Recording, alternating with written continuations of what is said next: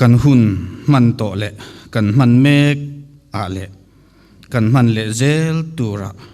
kan engkima lalpa pathian ro puina ani theina turin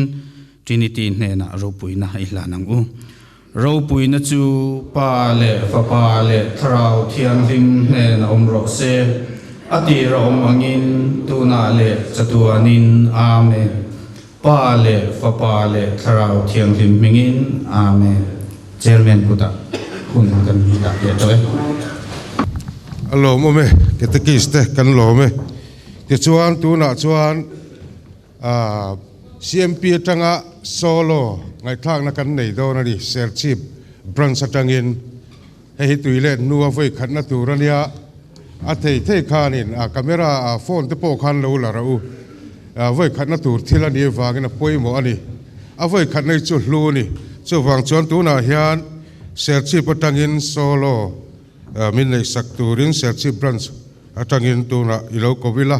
hemi zo hian tu pui soina tu pui soi tu tur kan la ne ya diocese pastoral guidelines soi tu turin Father Jerome Vungbiak dika loin ring sela hemi zai zo vela hian somnon ngai lovin he mun hi iron lu adon nia tuna zai turin serchip branch CMP branch atangin lo somang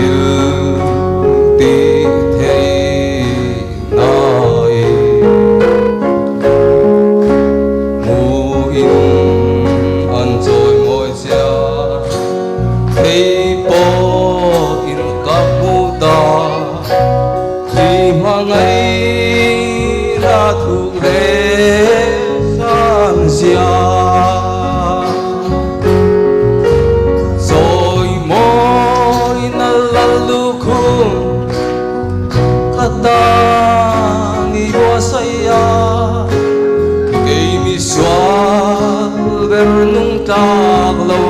tan hian Rồi môi na lalu khung Vanin moya kia Kata mua say na ong Iswal te piang harin Himing rimoy taksu Fucking unlow zai ta Kay po zun na su Fucking kazai ve ta Kung kwa in ka phak ze lang ze Rồi môi na lal kung Kata ni bosaya Kay miswa Bernum tak lo tan hian Rồi môi na lal kung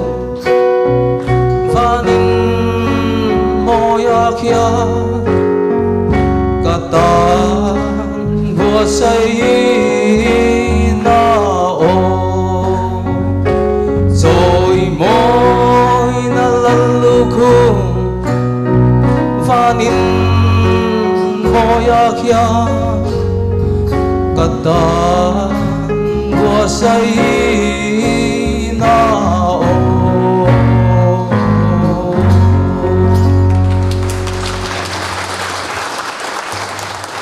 lan to lo ka tumania ma su comment lo tang kha chon ui om me ma chu wang chon han comment kham hakan du dewa alo mom hle mai ro pui thiam hle mai I kal zel tu ra du sakna kan hla na che ti chuan tu na chuan kan tu poi sai tu tur father kan so manga hei hi zona le chan na kha om do na wang khan ngun takin ngai thai la atu soi a chia khan zo na kha zo kan tum do nia zo na nei te po khan tu na Father Jerome Pungbiak de kaya ilo soma. Catholic mi pa Paul te sibai kabuk chewa. Hey zanina hian thu sai turin diocese pastoral guidelines sai turin mintia tiang nei to kha chon in chiar vek to ni tho karinga mara jo kan soi non le do na karon chiar nga fiel lai jo karon zot let mai thei jok cheu ni an nei lo chon bishop house a hian in hei hi cheng som nga in le turom renga ni ti kha kan soi mu kan advertise ma sa ni ni zana kan ngai thak tong khan father kalepan na soi to a ko san chu in thlung kha in khai dia thla kan ni a chu wang chuan dan thu po hi in khai dia thla nual mai ni a history claim kan soyanga ati rama chuan in apostle ten mi pui ten kai soi thina tiang khanin hun rei tak chuan kai soi mai ro chu thil tam tak zo fia tur te shil fia tur te om thina Apostle ten dai seng lawan lo thiral tak phe ka chuanin thil tam tak kha shilfian non lengai thina rin na diglo te zirte na diglo te tam tak lo chuaka kan ria a history ka tlang pi kan sainga tiang khan ko ran chuanin rin tur dik shiat tur dik shiat hiam dan tur dik te zirte na dik kha vong him ram ram thina ma sanga tang toin khang te kha council mang te popina thu a chua mang te in encyclical kan tiang chi te tiang sang sang mang khan thu chua thina ni tiang cha mai ro chen hun a kal zela thil hi lo tam ma khop me thil tam ta kheran chuak to a zirmi te chuan zirna sa a ma na thu zek te khat yan highlight thina tiang khanin enge lo om ti kha zo en uluk ngai theile to ka chu wang chuanin dan hi a khom deuh lekin siamang un tia tam tak chuan lo an lo da khom thin ni mi thiam mo gracian anti ang chi teu khan lo da khom thin na khang kha catholic dan ti meang kan kal phung dan sang popin an lo zirtin an opek te mi thiang lim mi thiam bi kin an lo ang lo te khan da khom thin na te bu cha deu om thin ni tiang chu an han ang lo zelas kum sang za kwa som pasari lo thin meu chuanin dan bu pa ngai deuh mai ko san pum pui kai shuai thei tu tur atlang putimeng eng kan tiang a khai khom tu dan khai khom tu an tia tiang chu yan lo siam to sa kha zakwa som pasria khanin chu po chu kan le lina ka abu hi tunlai mu turam to lo cha de thonia amai ro chu kha khan en fiel le Vatican Council pani te kha ka zirtina tam tak Vatican Council a po khana oma khang chia te kha chon thil tam tak ko san kalphung te ko sanina engting nge mi hring min ngai dan ti te ring tu te min en dan sang te kha Vatican Council chiar thei te tan chuanin a vekani khang ne na be bom khanin kum sanga zakwa som riat pathuma hianin hemi Court of Canon Law kan ti kan shed lar hi anon ti chuak kani hei hianin ko san pumpui kha ti ra chuna huama ma ro chu an enfialia hei Latin right kan ti big Roman right Latin Church kan ti big hemi ke mani point kan zom hemi te ro rel tu chunga ro rel tur hian he dan hi siamani ta a chuanin right dang ho kha som hi pani lain lo oma khang te khanin dan bu tiang deuh hlek hi hei CIC kan tia ni chu CCEO nei thar velia khang khanin an ni kha govan le ta eng ka tiang akai shroi vele ta heng dan te hi ati lo pakhat lekpo zom lawa thi theina emo sual lian lam pangani lova thil tam tak phei hi chu thil tam tak sual lian oma thil tam tak semna oma chung sang kara chuan thil tam tak ro chu kai hruaina atam zok hi kai hruaina ring tu mi puiten pathian kan hun hai zok theina na kai hruaina ni chung chu kan ko sana in zirtin local thak dan ani ta chuan he dan hi kan thet angin popina approve vek to ni khuta hun re takan lo zir to ni khovel pumpuya man turani amar cha hian khovel pumpuya huam te kha sia ila khovel pumpuya huam chuan mun sang hian thil sang hi alo thleng theya alo mulok mi alo thil tam taka thleng theya entina Africa rama te chuanin thil alo dang de theya India rama thil alo dang de ya khang tianga wang khanin a culture milzel khanin ram heta po hen hun tam zo ka hianin CCBI kan ti thin mo bishop kal khom te khang ina an rel tur kha da thin ani keini po India rama CCBI kan ti ten India rama chuanin romin rel saka tianga chuan hemi kal si lo hian thil tam tak an lo tel ve theni dan kha chung chu particular law santia English chuan dan bik iti meang ram ina man tur dan bik om ta ni khang dan bik sang te kha asan pa jong kan soi theu lo nga thil tam tak oma heta India rama man tur le lam mainan man ma se mil ve vak si lo kan India rama entianan kan soi me nga nagina po kan soi fianga nge kan tiang Sunday pathian ni angak man tur ko san chuan ku dro pui som ma ziak chuak ani hemi dan bo hian som chuang ziak chuak ani ma se India chuanin kan tha tho dan te kan tho phung te tin kan kal dan phung sim an mu hian in India bishop pho khanin heng ho zi ka tang hian in patni chau hi ho obligation mo Sunday anga man tur nge ko dro pui ni thoma se atel lova swal lian ni thei patni chau i da mai te angun te Christmas le kan nu mariwana lak chawani na khang te khan lo dani khatiang khanin mani rambing mil khanin thil sang khan lo ti thina ni ma se kan share thewang in India ram chu lian khopa khu lam phai lam ne na north east lam pang kan en ko phei chuanin nasatakani danglam nasatakani chu wang chuanin diocese tina bishop kan oma bishop te hianin thunei na lal takan ne ya pom ne na in tluklang de tho an nia ani na taka chuanin English an sai dan moi de chu the first among equals antia pop hi mo in tluklang veka ama saber ti na ni maya tunlai chuanin mi hianin thil tam tak hi a cher chuang zong hi a sang zong promotion zong kan entry na van sipai na promotion om ta ka tiang khanin promotion zong kan en na hianin pop hi a sang ta ko san tan chuan sang lo theilo boka amar zu ka tiang thunei na tam tak kha bishop poi na nei ve ni chu wang chuanin dan a diocese mil tur hian dan a siam ve thina heta kan mi puite zo tok te kan kalphung kan culture mil te hian dan te siam ve thina heng te statute santia dan big hemi kan diocese man turang chi ta chuanin pastoral guideline hi chemical tlang khanin bishop hian an lo ti chuak to kum sang hi som pali vela pokan mang to a amara chu nung ber hi sang hi som pakwa tle ma thak dang lam shet ania o sang hi pahnia ni hi lo siam dei to sang hi pahnia siam dei to ni a chu kum sang hi som pakwa thleng khan thil tlem thak dang lam te mi pui mil tura thak dang lam te lo om thina khang kha nia enter nan apology soi thinin in dualin karinga hetlaya ron kal mo apology ko shan ma thil kan lo ti thil lian deuh hlek in nei mai kan lo ti sual chuanin apology soi thin te kan ni dualin karinga khang te kha kum sang hi som panga nge khatianga khanin pui thiam meeting a chuanin khang te kha kan lo ti bo ta a he true lem love an mani confession kal se in sirin kal se in di thiang him se in nei na thiang him takin dong ro se ti in ko san khanin khang te kha headline bishop headline hun bi ka hian kan lo ti ni khang sang te kha kan ngai tu chuanin kong sangin het kan diocese big ta na kan thil ti tam tak omani chuanin hemi diocese pastoral guidelines si kan ta na poi mo nei mem mai chu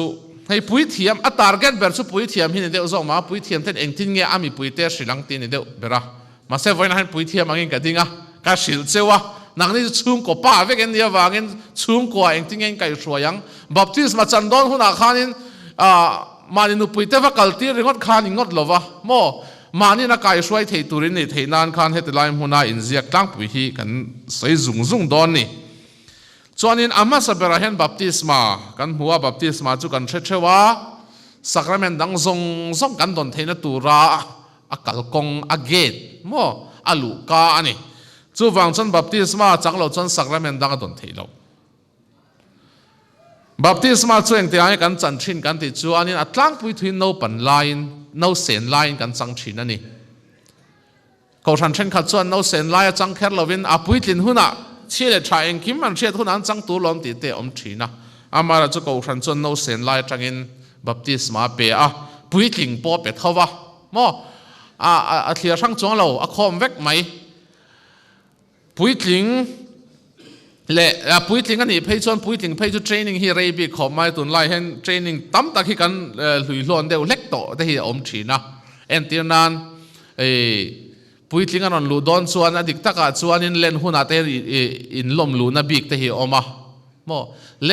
len hun pathian ni voi khan hai len kanon thleng mai dora pathian ni voi khan na te hianin a electen lom lu thina ni tuna catechumen ten ti an zirti ra tiang kha official takin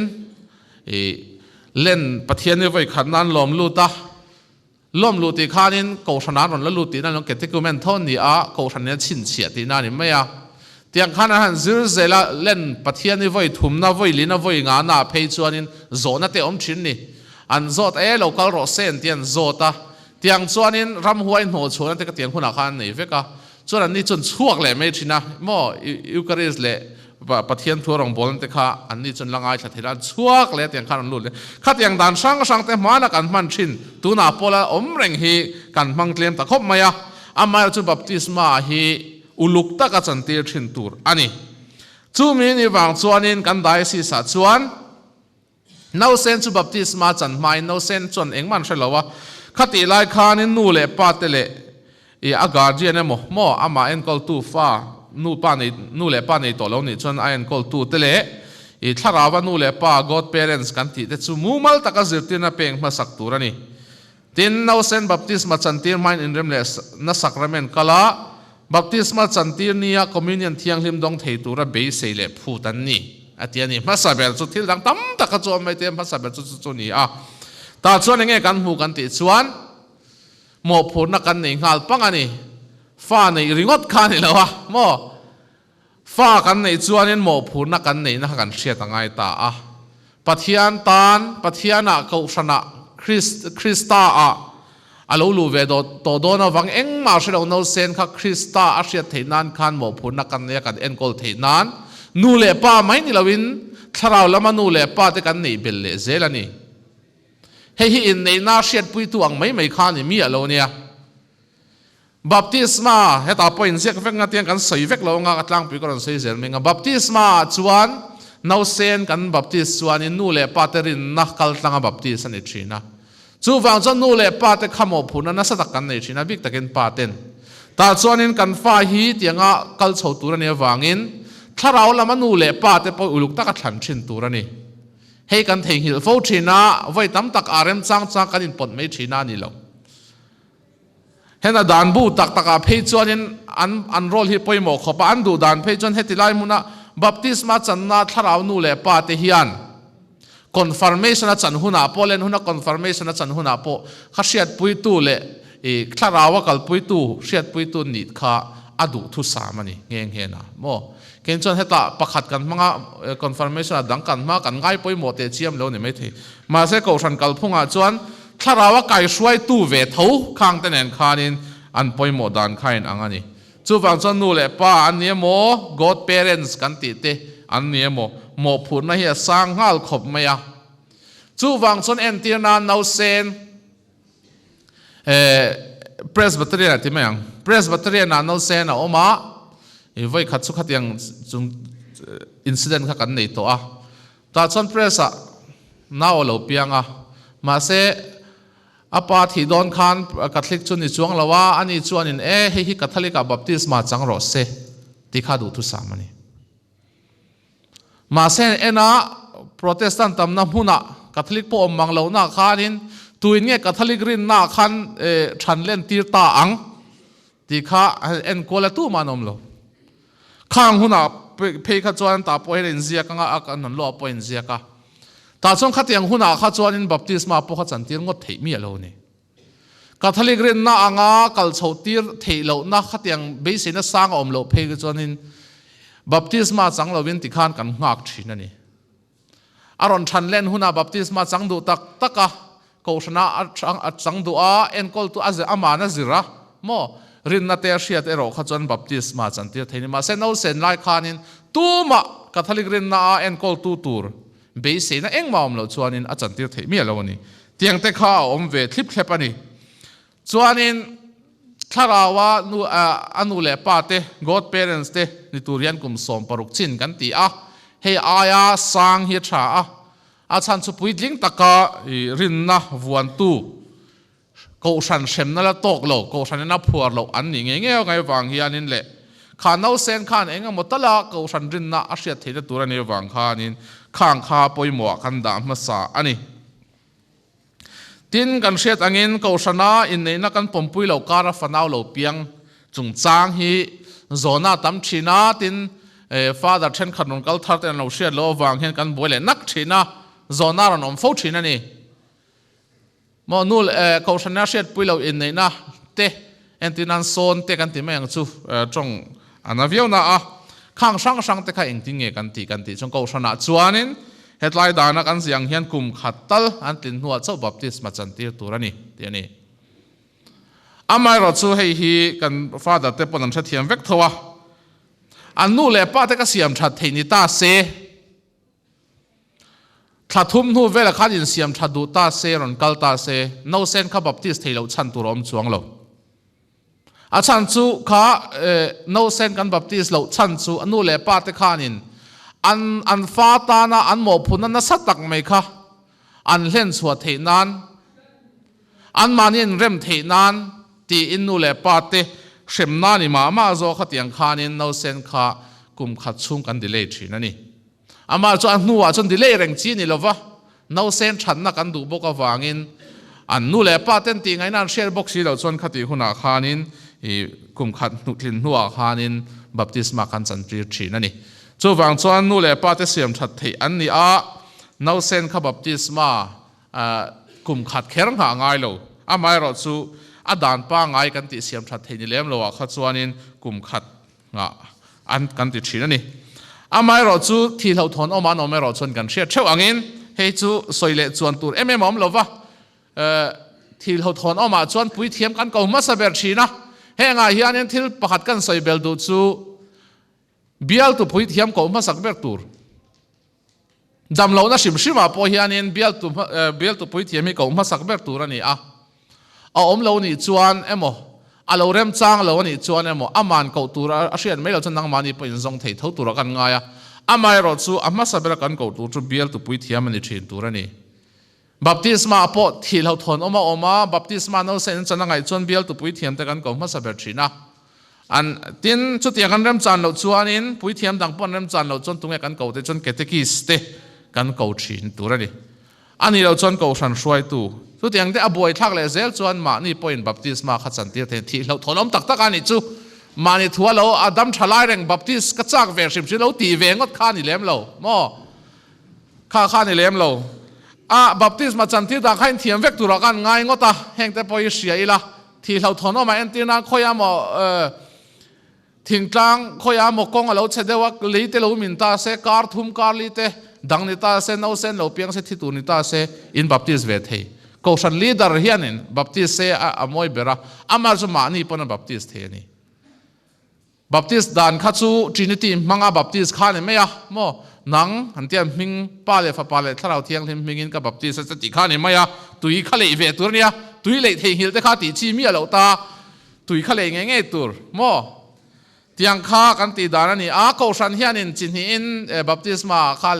thena chon him phum theya mun then kha chon him phum an mang thowa hey UPC style de le ka tia han him phum de pup khamo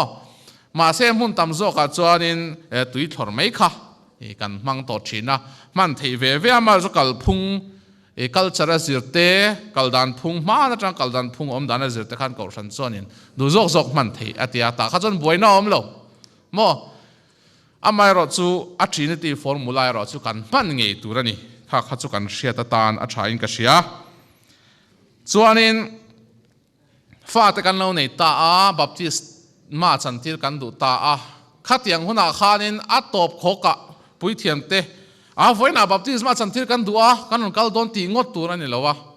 hei mun then kha chong ko san soi tu ten ama khatiang kal tlang the po khana sil thea ani lo pon ama in pui thiam te sil loka pui thiam ten hun rem chang kan tan po hun tha mo ma chung kwa le pui thiam te tan po hun tha ko san pum pui tan a hun tha khanin baptisma chan tir the ni hetlai kan dan bua hianin baptisma chan tir the hi atlang pui thu in pathian ni ma saber thakhata pathian em thathar pathian ni ma sabera hianin baptisma hi ma chunga chan tir turani tin kan dani chuwang chong kha ka sera nu la fa kan lo nei le point thathar mas bera khanin ma sun chunga baptisma chan tir tura hisab khanin pui thiam te pok kan shilok thei don ani kha she tur kan dana heno oma hei hi ange tur ti na ni lowa ama pa nuwa po rem chan dana zir pona adjust thei tho ama chu adan tlang puina pa ngai anga kan kal don chuan pathian ni ma sabera baptisma hi ma sun chunga nei turani hei baptisma hi rin ai na rei fu zela kan tia siak te kan han noya bati te mo arai muto chong kan tianga a sei chang hianin chang chong kan ning thina ngoro ma sport ati me nguti te kan nei thina amai ro chu du thu sama chon ma chunga nge hian ni se tha man lai chuan an ti kini chong kan hre phak chong lawa ziak tu te an ziak thina man lai chon baptist man chan don chuanin ko sana mi thara ron lu don tin sia ama zana train ko san mi zong in chon ngei thin an ti chona tu ka khanin baptisma an chan khanin ko san pum pui ma chung khan an lom thin chutiang khop chuanin member thar an lo lom thin man lai chuan tun lai chuan kan tam to dewa khuta ngai kan tiang south india la phei chan tam lu tuka ma sun chungina ti ngam lo shima ma spona khoi lai ki la mo kan lo ti ve thina paruk pasari te som chung ten kal khoma mo khatiang khan kan lo ti ngai kan tiang pastoral thila wangin achunga ti thila ma se kan mizoram chunga jon chati em atam le man ho tha kan ni arin om lem lowa chu wang chon khang te kha hlun na sheila mi fa ni wa lo ngai poi mo lo ngot khan ni lowa ko san member kan member pui nakina krista taksa ti sen kan ei pui tur kan zom pui tur kha baptisma changani ti sia kan lom pui thiam kha kan ti turani chuanin conditional baptisma chungcha kan soile lokanga conditional baptisma kan ti chu baptisma i chan lo chian lo khan conditional baptisma apek theya mase ka chiang lo ti proof zon tum mi asi lo khan ani lo wa en ti nan voi har sa kan ti thin chu kai ni apo pastor reasonin father tepon Burma changan ron tlan thla a mo baptisma chu ka chang elom te certificate la ngai na ro si lo wa khoi pari sangen chan por se lo chan chon attention chiang lo ani khang a po khala thi ang angin Burma te kan kon te ka ngai father te kan kon te ka ngai thin tia kon ta khan e kan chiang lo an te register a po kan mulo te an mani pon chian lo khop chong ka chang thei lo wang an tianga e kan zo fia huna chau e chandan hi arin hlelom e mai proof ngai nom to lo kan ti huna chau khatiang hanin chan tir tur ni a then chuanin presbyterian ka cha ka ring zo lo kan ti ringo te khan ni mi alo nia mo ka chang le du kan tia mo presbyterian a chuan trinity mangin baptisma chaka ko san chuna pom tuile kami enge kan tiang pa le fa pa le thalau thiang him minga christian ni tura baptisma pathian fa ni tura baptisma chan ti re re chu ko sarin apomani chu wang chuanin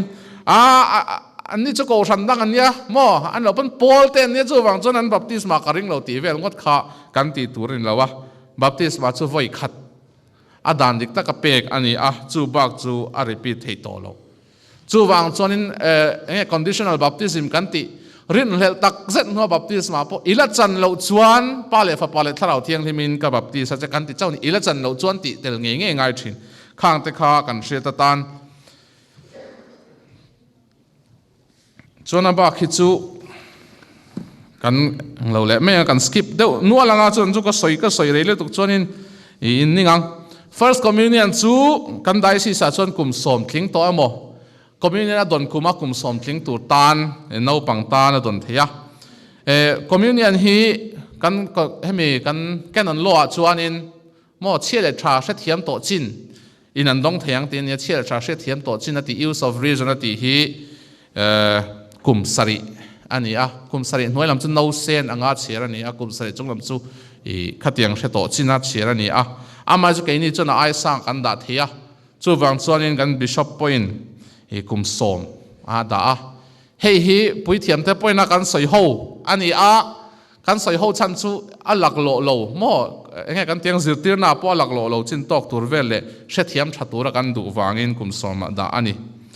ทินกันใส่ข้าโลโลงconfirmation พวกกุมสมปังกันที่ว่ากุมสมปังกุมสมปลีเฮียนที่นะมาเราจะกันจะกุมขัดินกันเวลาชั้นสูคลาส10เตะสกูลลำปังหมดที่จะลำปังแต่พวกกันฮิซับเตละจูบักปุยทิ้งโจกันตอนเทนันกุมสมปังกันดาเตียงข้ากันเชียตตันส่วนนี้เนมเห็นนะกันกัลเลยโดนกันเนมเห็นนะจู่ใส่ตากันขันกุมสมปังทิ้งจีนินโมข้ามีกุมทิ้งตัวเตะข้างเตะข้ากันจันทีเทียเหตุอย่างเห็นเนมเห็นนะจันทีนะบุฮี father จันทีนะบุกันติจิตนะฮี father เบียกันเตะฮาวินDSSB in ตัวเตะกันเตียงปันเตะอันเสียมาอินในหน้าพวกกันมันชินค่ะรินนาราบีที่มีเสียงต่อเชื่อเราพิงค่ะข้างเตะข้าจิตนั้นกันมังชินะเฮ้บักอาเฮียนนู่เล่ป้าเตะอภิกตะกินวันจูจันจูป้าเตะนอมบกสันอินจูป้าเตะเฮียนฟ้าเตะฮีกันจิตร์ฟัวงายะเกจุกัดทิ้งเราอินติงาแล้วเราอมโอลงาลงตัวนี่เราวะฟ้าเต้นบัพติศมันจังโดนเนี่ยโม confirmation ดงโดนเนี่ยโม first communion ดงโดนเนี่ยโมกันเทียมังตกขันเราสิลเวงู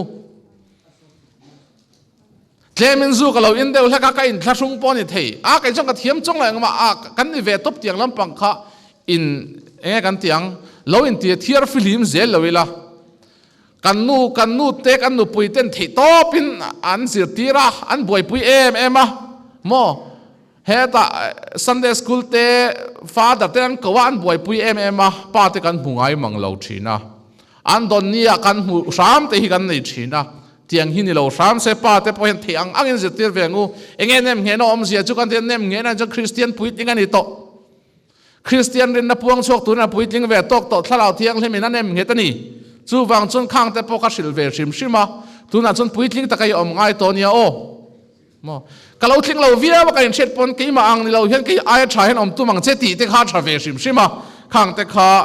กันติตัวนี่จิตตีน่ะอินาเห็นกันเป็กเลี้ยงมุตุกจวนปนน้ำมาจิตตีน่ะจู่เอ็งมานี่เราปุยเทียมนั่นเทต้อปนการ์ดล้วนปนจิตตีเสอันง่ายทางอันเช็ดหลุดรังอันนุ่นช่วงขันเอาอมดอนเรามาเช็ดช่วงกัว กันยันสิลเกี่ยวชินเตเทียมและเทียมเราจุงจูกันยันสิลชินเตฮีติดเต่าบูจงเต้ง่ายทำมาเสต่อไปจนอันเชริกชินสู้ฟังจนข้าอีทินลุงอ่ะเสร็จแล้วทีละทิน confirmation ฮีปุยทิ้งอันนี้ต่อจวนบัพติศมาจะอันนี้ริงเราตัวนี่จวนที่มีอย่างมาริงเราตัวนี้บัพติศมาจันจวนนี่ confirmation แต่พอฮีเป็กปุยเทียมมินาเปเทียทินกันได้สิสุ่งอ่ะจวนกันเชียร์ตันอีกันนุปุยเตโมข้างแต่ข้าปนน้ำมันจังหลักหลุดเต้นเราหนีโดนชวนกันฟาดแต่ปนเราหลุดโดนเทียเตียงอาคานินเบียลตุปุยเทียมินข้างแต่ข้าเนมเห็นนะข้าจันเทียเทอินนี้นัดทัวนี่จูเตียงข้านินเนมเห็นเฮียจันเทียเทนี่ติข้าเสียอิลาชาไงอาจารย์จุดจางเฮียนินกันเราเชื่อว่าเดี๋ยวปุยเทียมแบบปนเราเชื่อเราเพจนปุยเทียมฉันขัดได้ช่วยมุ่นสังอมกวลอินทักกวลเนี่ยกันได้สิดันข้างเชื่อว่าเราเทเตียงคุณอาปอหันเกี่ยวันนี้ปนเฮ้ยปุยทิ้งเนี่ยเนมเห็นนะจันมาจนอินเนี่ยแต่พอฮีอดงเทสิเราแต่กันติดเทนมอขัดอย่างข้านี่เกี่ยมันนี่ข้าสิลเชื่อตู้กันนี่เวทีกันไงสักจวนจู่เนมเห็นนะจงจางอันนี้ตาเสจนยูคาริสจงจางฮันใส่แรงให้ยูคาริสูกันเช็ดเช่าอันกันหนุนไล่มูก็ฉันหนุนไล่มูนี่อาจจะมาลำปังฟาดร์เบียกันจนหนุนลำปังฟาดร์เบียกันใส่เจ้าตัวมอกันวกปัสสุนหักกันที่เจียงเข้ามาจีนี่เมื่อวกปัสสุนหักพอเหตุหรอจู่ฟังเจนินคริสตาพอยกันจีนั่นนี่อิสุคริสตาตักซาเลที่เซนกันจีนะเฮ้ยฮิก็ฉันส่วนสร้างเบรติอาฉันจู่อิสุคริสตามาตักสร้างรันอินหลานินอาปานเห็นกันตานรันอินหลานั่นนี่จู่ฟังส่วนเฮ้ยฮิมีปุยเต้นเห็นอาปนอัฐิอังอินอารมณ์ปุยเสียอาจจะเสียฮิสวยชินเรามินที่เฮียละนี่กันสวยสิงบอกเองกับชีวิตก็เรื่องจงจังกันเชลุร์อามาจะกันเชสิงลุตุกเตกันดงสิงลุตุกเตเห็นอาหลุดนะฮีอัติโบงเงี้ยนี่กันไงเห็นอาโบเดียวชีนะจู่เอรอจู่ทิลปอยตักกันนี่มาหน้าจู่อันนี้ที่นั่นดงไงเราเว้นเตียปไปจะส่งปฐุมได้ไหมข้ามีข้านินนี่ที่นั่นโดนเทตูรินอารอนเสียมาจู่มีมาแต่จนนี่ที่นั่นดงเทแรงลงเบสิตักินโมงักเลลตักินันงักจังเชียนดนเทหุนค่ะอามาเราตุนาจวนก็สันตานาชัดมาวางินถ้าเราทิลเป็กตั้มตักมินเป็กวางเห็นนี่ตินกันดงเทไม่นี่จู่วางจวนแห่งเตหีง่ายปุยโมอีละตินก็สันจวนคอนเฟสชันเจ้าอีกุมขัดเอาไว้ขัดตัลดนตัวเตลวะคอมมิวนิยนปุยกุมขัดเอาไว้ขัดตัลดนตัวเตียโมเฮจู่กุมขัดเอาไว้ขัดไอเต็มกันดงตัวง่ายละเตียงอาจวนมีส่วนละอมเมกเต้นกันต้องเทโลกันเตียให้วันจ้างไอ้พวกส่วนมิงเลียวบิก public sin อันเตียให้สแกนดัลดอนส่วนนี้ไว้ขัดตัวเองค่ะจอยไบเดนฮิมิตัวเองปุยเทียมปักขัดนะไอ้พวกเป็กดูตัดโลแต่ค่ะอันนั้นเวค่ะข้างแต่ค่ะนี่public scandal เจียงลุตุกอันนี้ส่วนข้างหันปุยเทียมเฮียนินเราดงสีสวดเทียนี่ก็สิบลำช่วยเชียงฟ้าท้อมาจวนเองหมกขันก็มีเนี่ยดงระวังอาทิตย์ชีนะข้างแต่เขาจะสติ๊กเล่มาเดี๋ยวโม่ข้างเขาจะกันติเล่มเราไม่รอจูข้างบ้าข้าจวนก็สันฮีใจดำขบะฉันจูเฮคอมมิวนินฮีคริสเตียนเตตานจวนจักนะพวกอันใช่พวกเราไม่เทไม่รอจูมินจอมตัวนี้มีเอาวางให้ก็สันฮีตั้มเทียงเป็นดงเสเทงังเราหนัวเจ้ากันดงเราวะมันก็มาปอปินยังไงกันเตียงกอลออกเต้นอันโดนเวทให้ดานตูร์เตข้างแต่พอข้าก็ฉันปุ่มปุยยังมินไงตัวปุยข้ากันเช็ดอันไม่เราจะดูแค่ยินข้าอะไรเทสีลวะไม่เราจะเทดานก็ไม่ตีแค่พอหันกันไงตัวนี้สุดที่ยังขอบจนก็ฉันเฮียมีเตียงไงตัวเทอังเห็นตรงเสติไม่เราจะกันเช็ดแรงตัวจุกมีเนี่ยจะสร้างมาเทียงริมมาถึงเราจุงอันนี้เกี่ยปอยกับทิ้งเราเนี่ยที่เช็ดจุงสีกับทิ้งเราก็ที่อมเสียจุสวนเลียนที่นั่นสวนในจุงอะไรเงี้ยก็รอนโดนลุยรอกขจวนนินปุยเทียมเต้นกันเชลวังมออีบุลามีเตขันกันเชดอนเราอันเชดอนเราไม่รอจุปะเทียนนินเสียมอลุจุงอเมลิงเช็คขอลังอันนี้คอรินมีเต้นเฮนัติรก็ปนละใส่เวกต่อทิ้งเราจุงลัลปาจันเรจูอันเชียมานินโลนานี่ติค่ะจู่วังจวนนินข้างแต่ข้าเชริงิละ voi tam tak min zo thin chu a father so atling lo ria ngan sia na ko sana ngai sak pho senga te community ron don le thin te kan ti thira ni a thena hi chuanin danang taka khap thei ten oma amar thenero hi chu an mani chial thasiat na manga lo in veng ve tur a don chuan mal som na ai an chia dong thei tur hi tiang hin om ve the ni khap pui thiam min ka va khap vek seng to lo min kan khap vek seng to kher lo amai ro chu ama le ma in chiat angai thin ani ani lo chuan an chia hi thleng fo thin chuanin heta hian din dan tu thu dan tu te chu in threveka chu wang chuanin kan soi vek to lowanga amar chu ma chun chung ka soi du father na soi lo thil pakhat kan soi lokanga hei heta pol har soi tu tam taken omta nang mi sual sim te chandam tura tirlal pa kan chunga za nga yang che ti la kan sa fo tro kha kan sa fo wa pathian thileng kim te thein he na le ti pui thiamin a soi chung kha ka sak lo turani kausan hianin kami eucharis kan hlan re hian phum to ma chan chu la soi tu tam takin om ti ka ria chu wang ne kan soi bel zau du na chan chu a chan chu kha poi mo ve a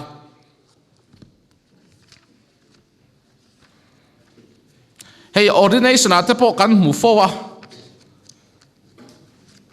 ma se in shil na chan siom vak lawa thil ti puini ate hi chuanin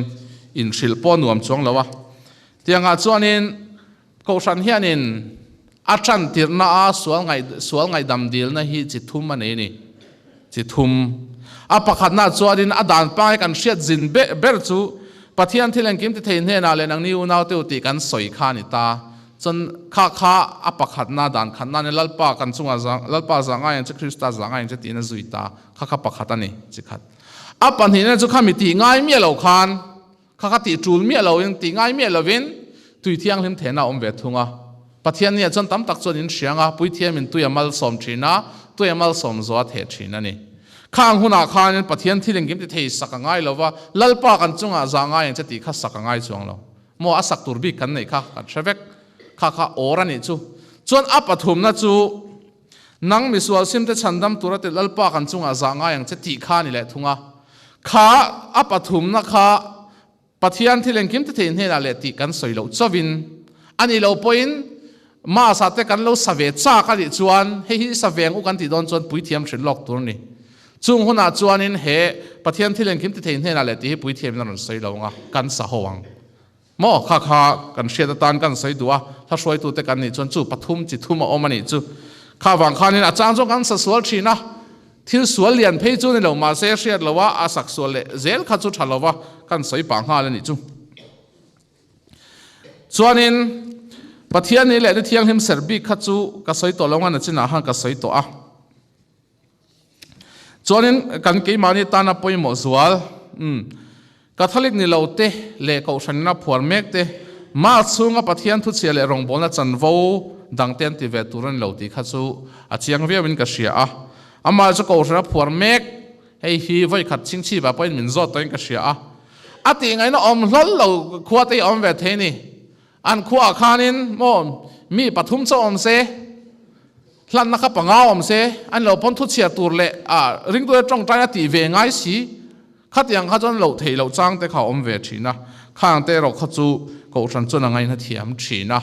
ama chu dan pa ngai mi kan tam than na chọn khang te khát chu em hun thiang hlem ani wang chawin khami the kan sem ta viau tin lam pang ain kan thil ti tur kha thiang hlem ema wangin khang te kharon te lo turin kan ti thin ani tin kan biak in hi biak in big ani a Isu Krista taksa le thisen kan da than kan von than na mun za om pathian mun thiang lemani wang hian kan za a chu wang chuanin khoir zaipol kan zaipoin mai cham lam kan hoi thi tabernacle kan nung chon kan zai ngai lo ani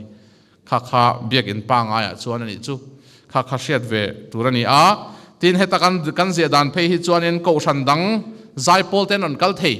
khang huna kharin Catholic ni lo zaipol te chuan ma zo nuwa chau an thut mun rem na tang hlarem phalani mai cham ma kala hla an varem phal ani lo ti khani a kha sia ila an ni chun thun na takin mai cham nam hoin biak in chunga zai tir nge kan du chuan ani chu ma se hola te ni chona dan danga kha kan hria ta tan chuanin in rem nena sacrament chung changa hian in thil in thede uvek thowa hei hi chu in rem nena chu sual puan na kalani maya kha ol sam khopa ama chu sual kan puan donin thinlunga in china tlem tali nei veng u vai khat chu mun chu ka soi longa pakhat chu ron kala mo zura nam wanga ron kala father min ngai da mang che te kan ngai da ma anu loka mi som nuwa minang kal nuwa ron le ka in le man to ron soi le don atia khati em khaji ti lawang u in chir ve te hi ngai mo khati ang em kha chu thalo dewa in chir ha ron kala that tum ve tur mo ngaya tum tlat lo tur that sam tum ve tur ani in rem nena sacrament te enge tinge kan nei kan ti chuanin kan that na na ni that kan tum chuan si lo kan man chuan enge kan tiang ngai renga tum aya va sai ver shim na ti ve soi kha ni lawa tlem talin ma kan son ve theilo mo kan suanga ya po kan tlu le ni mai thei amar chu tlu lo tum kan be ve fa kan tlu le po kan soi le thei kha ka chu poilo amar chu khami tum mi si lo in chir em po om lem lo mo thoka pita kalngot kha ati chi lem lo in rem le na hi sacrament thiang hlim takani tam takena dam nan chan na ni chu wang chuanin he in rem le na hi ngai poi mo ngai serious ve tur ni in rem le na sacrament kal har sa je chu thatu vek kan ni pui thiam kan ni wangena har lo ni mi lo har zok le mai the ni mo ma ni pui thiam pui te pula kalanga ya har fu ni chu wang chuanin in rem le na kan kal thei hi i lo mang u ko sanina amma in rem le na kal tir dan te ka kan shet phei chuanin lom viau tur kan ni he sacrament hi ani ang taka tuna kan manang ma phei ka chuanin a then chuanin en lawa in sharing ka ringa an kora ma te hian sual lian nei phei chuan an nge kan tiang signboard an tara kong ko biak in chunglun phal reng lo biak in gate an lo thing thiemo an lo tong trai sai puan ten sinanga ko san mi ran lu ta piang he na khan mi lo tong trai sak ro ka sual hi ngai damani nan tin mi lo tong trai sak ro tin an ngen lom thin an ti chu tiang khop chuan khati hun lai khanin suang ngai dam na te kha har sa chu wang chuan a then phei chuan baptisma khat hi dona chan ten du pha man lai chuan ni chu chan chu baptisma chan nuwa han sual le thil ti sual le khanin sem na khana lu tuka chu wang chun thi do chang mai ten tia mo khatiang kha an ngai dan ni man lai ngai dana chuan ma ha tu na chuanin pui thiam tin om na ol sam takin confession kan kal thei to in chira shom kan ti na om chuan khang huna khanin kal nge tur ani chuanin kan shet thau angin kum khata voi khatal sol puan tur ko sanin min nge na voi khatal ani tro atam lem lawa ama chu voi khat poi har de ani ama su ti cham mi tu mangwa big takin iso krista thole hun chung len hun a hen siam thana hun thadeu ko san min pe chu min huwa mo tiang khanin omani tin now ti tla chung chang min shil boka kan Aizawl Diocese Pastoral Guideline chuanin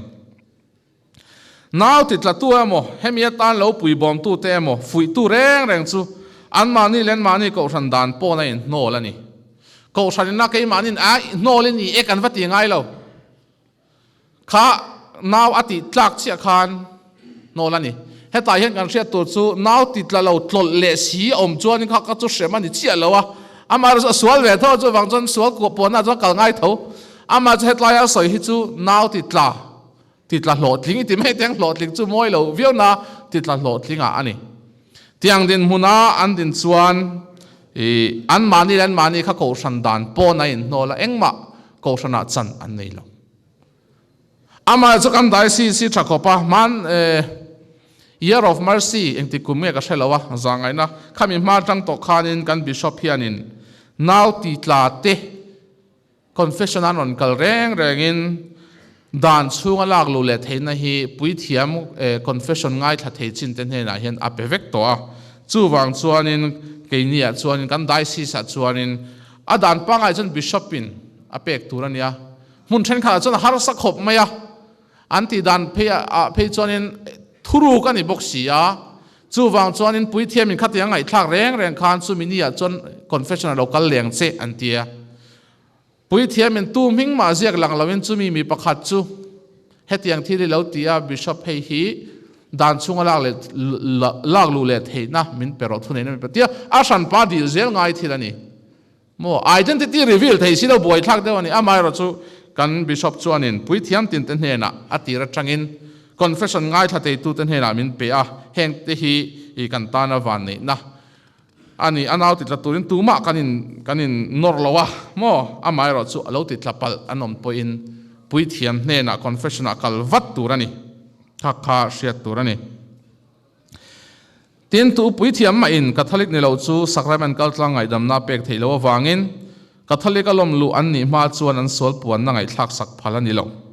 in nei na wanga lo lu turpo ko sana lom lu ma sak turani heng dan hi chu apui thiam ti tur deuh ani a ama chu kan shet vetan kan fa te in nei tur ten lo ompal takin chuanin ato pa hen paruk na hian in nei na chungchang aron saya in nei na hi tu tenge mal som thei ti hi soi chiangila in nei na mal som thei chu ama saber bishop ani a apan hi na chon bial tu pui thiam te apathum na chon kan dan bu a hian assistant pui thiam te assistant parish priest ni heng mi te bak hi kan dai si chunga khoi muna ma hian pong poron mal som ngot theni lo bial tu pui thiam le assistant parish priest te an mani bial chung lo midang bial akan mal som na kha parish priest thunai na lawin malan va som ngot theilo malan lo som ve ngot chuanin kha in nei na kha thling zo tlat lo ni chu shiat kar tur chu wangin in nei tur te kan fa te nom point direct takin tu te mo in father du kha va ko ngal ngot lo la parish priest bial tu pui thiam te nen hen sai ho ve thin la tha hei he tiang hi ko kan du a father I ko thengem ama ko turan ni taka chuan a chan chu thunei na pe nga la ngai wangin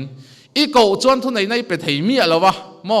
a pe thei tu kha ni na ko khanin thileng kim hi atluang tam thina a lo ko me ro anti point father nang man ko la in ti kha amoya za omboka tin kha thunei na kha min pe thei thina ni chu wang chuan ani na taka chuan hei father john a oma ke ko oma ke ni te hi chu khoi muna mai hian in nei kan mal som thei mi lo ni chu wang chuan in pui thiam bial tu pui thiam te na phal lo chuan in lo mal som venga ta in nei na khatling mi lo the amai ro chu hei kan on lo po a strict lutuk lova zia khera ngai lo ve te zia ka mo oka mo a khatianga thunei na pe kha chuan in mal som thei ani a thunei na kha chu in pek thei ni kha kan sheta tan kan sai du a tin na ma kan soi tong khan in nei na sacrament chang tu de chon nem he na an chang tu rani kan ti to kha tin chumai ba ka chuan in ko shana shiat pui tu kan ti te hi kan ko shana he kan strict khopa aizol diocese bi ka hian mundanga chon thil dang in lo mun mai theya kan diocese a chona shiat pui tu thian pani kan nei tia mo thian kan ti a heng te catholic mi te chau ani turani ti ni he kan shiat ta na tha ka ti a mundanga chuanin catholic mi ni lem lo pon lo nei mai thei hemi dan bu kan soi tak ang khan hemi dan bu a hi chuanin pui tling kum som pariat chinamo pui tlinga an raminan ngai chin mo thuzia ka da thei chin mania independent thei chin chuanin khang kha anti theya amar chu kan diocese a chuanin catholic chau kan ti shet pui tu tan hen hei shet tur anon zot fo thina a chan tam ta ko omanga pakhat na chuanin ko san mas chung hun chung nge ani a chu wang chuan ma za om tak kha ke ni chuanin ko san pumpui ko sana communion full nei tan kan du a tin rong bol nan nei thina hei mote anon kal chho puya ti khan mai cham ten ron lon puya khang sang a khanin ke ni a chuanin ko san mi nge ni ro se ti hi dana kan pa sani a chu wang chun kha in lo shadon nia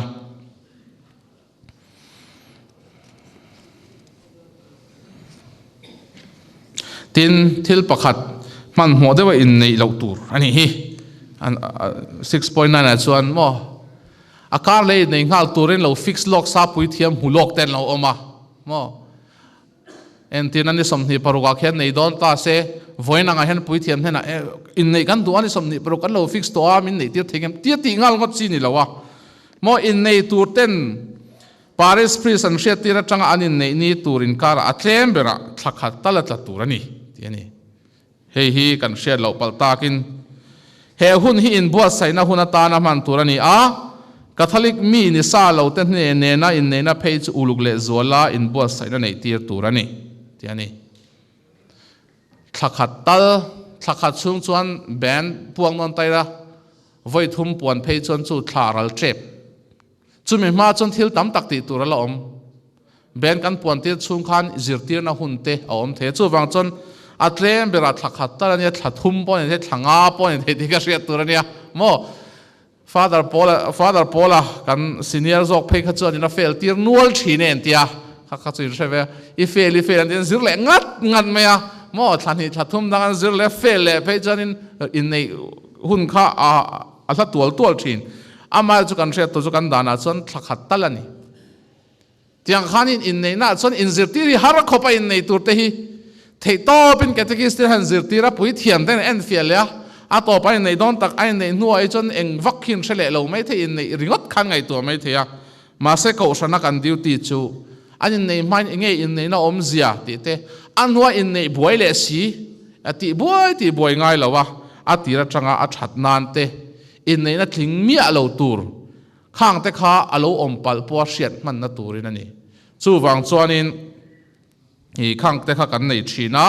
khami thakhat chung khan chung sang chu kan ti tur ani tin chu mai ba ka chuanin in nei na chu hi ban kan puang thina voi thum kan puang thina kan sia a emergency de tuka lo thei lawa ban voi thum puan man lawa voi khathi chu bial tu pui thiam ten an lo dispense thei mo voi ni puan hi theya aba ka ai niam chu bishop ne na di langai to thina bishop in pakhat chau puan emo avaya puan lo poin thune na ape the ni tin mix marriage hi mas pon lama in nei na hi song bol tur ani a mix marriage a chon kan ria mix marriage chu baptisma chang to ve ma se pakhat catholic ni lo mix marriage chu mo tiang kha mas pona song bol tur ani a ti ani a chuan disparity of cult ti oma chu nge kan ti chuanin baptisma chang to catholic le baptisma la chang lo entinan hindu temo muslim temo in nei don ta se khang kha disparity of cult ti ani effect chu inang de renga nang dang lam na tam wak lawa enga tinge mas pona kher ti hi om ve theya man de wa kha chuanin mas chunga te polo nei ve zo to amai ro chu communion father kalepana saitoni zana khan in communion kha ti de reng maya mo sap trong thiam belan in communion ti galo bai hat ve top meula chu ke kan ti chuan in pum khan na ni maya in nei na chu in pum khan na lan tir tu ni a communion sacrament kan don hi u now in pum khat na a ko san chung in pum khat na lan tir tu sang berani communion kha amai ra chu mix marriage chun enge lo thleng kan ti chuan pakhatina donga pakhatia dong lo ani chu wang chon in pum khat na lan tir tu kha in then san na lan tir tu ani thea wangin ma chunga chon abwa sai thei dan kong chu ma se a symbol a kan nei ro luber communion khatianga symbol dang pu thei ani awang khanin hei hi mix marriage si pon lama mas pona kan nei thin ani in nei na chung changa ezirtir na fum fe nei lo le in nei ma chui chian na mu mal tak om lovin in nei na hi buat sai lo turani chu man mom ye lo tur kan ti kha chui chian angai adan dik taka phei chuanin mizoram kan strict lo adan dik taka phei chuanin ei pon lama in fa ten om chuanin in nei don ta se entinan mumbai ate ni mo bangalore amoni ta se delhi ate pon ta se mun tamna min an shavek lo cheu tam tak chon mi buman tum thina in nei thale do khatianga khanin engen dil thin kan ti chuan baptisma certificate tharuk aya hlui lo mo thar ver vorani chu tharuk aya hlui lo an produce ke ngai tharuk aya hlui chuan an consider kan pian tiramin pek kha mo baptisma kan san tiramin pek kha ani chuan pom don lo kha ria tur ma se mizoram a chuan kha strict khan kan ti lem lo wa a chan chu kan atlang poi thuin kan lai shade uvek ani chu wang chuanin khati strict kha chuan kan ti lo amai ro chu adan pangai chu kha adan tur ani chuanin len hun chung zongin in nei na song bol lo tur ani a advent hun chunga in nei na buat sai ni chon alom na lam ur lo tur ani ti ani len hun chu kan hrewa len hunai hianin tul top kho kom ta se buat sai chuan lo turami ti kha zo na om theya len hun chung po hian trul top khok lo thei lo postpone thei ngang lo om chuan ai nei tir thei ama chu lom na lam ti lo tur ani a chan chu heti hun hi hlim na hun ani lowa lungai hun mo penance in ti shom hun ani awangin khang hlim na lam pangkhat ti lo sham tur kan tia ma se lo thei lo in nei na bol sai anga ani chuan pui thiam te in di langa bial tu pui thiam ten hei chu angai na om ngang lo ani iti ma yang ante kut si kha chuan thu san ani ama chu ka tiang emergency lu tung ni lo thei lo thil ani lo kha chuan in ti lo sham tur ani a advent hun chung po hian in ti lo atha ama chu advent hun chung ro chu hlim na lam ani a iso kristan nau piang tur kan nga ka chu wan chon ko ke kan diocese kan strict vak lo wa bua sai chang te lo omang tradition tak chuan kan bua sai ngai mang lo advent hun chung ma se bua sai trul tat te lo om khanin lom na lam war lo tur ani ti kha sheila tin in nei na hi abik takin friday ya zir tom ni hian thei sham chon ti lowila ti hi du thu sam ani a lo thei lo om ha chon ati thei thowa ama chu kan hret angin zir tom ni hi ko than tan chuanin kan hret angin in ti shem na ni kan sual thu pa choi na ni anga kan ne ni wang hianin heng hi thei sham chon ti lowila ti ani a it is desirable and ka kini po kan strict chuang lowa zir tom ni in nei na bol sai lo hi du thu sam ani ti ani chu vai ko shana rin na anga kan en chon kha poi mo je kan thathiam mo me tin ko san dan lova ko san dan pon renga in nei na i kan ko san mi ni si ko san dan pon in nei an nom chuanin kha chu kan hre sa anu le pa te le thian te tu man i lom pui lo turani ti chung chang kha ni a